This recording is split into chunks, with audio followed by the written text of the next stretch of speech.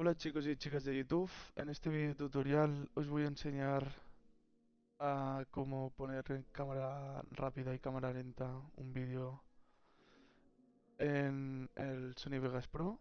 En este caso estamos en la en la versión número 18, pero sirve para todas las otras, es lo mismo. Primero de todo deciros que estamos en la parte 3 del mini curso de edición de Sony Vegas Pro. Y tendréis la lista de reproducción en una tarjetita y vamos ya a empezar.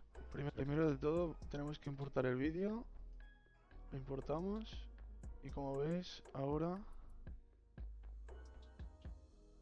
está en velocidad normal.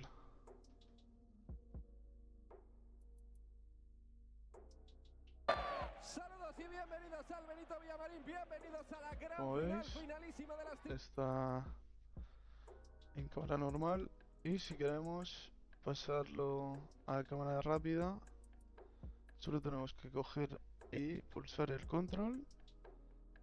Y vamos al final del vídeo y lo hacemos más pequeño. Y vamos a ver cómo queda. Saludos y bienvenidos al Benito Villamarín, bienvenidos a la gran final, finalísima de las World Champions. Como veis, no se ve muy bien. A ver si puedo cambiar esto. Si se ve mejor. Ahora, como veis, se ve que va mucho más rápido.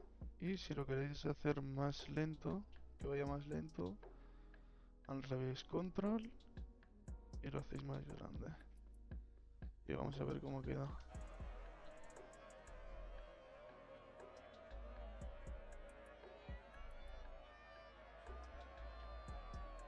Saludos y bienvenidos.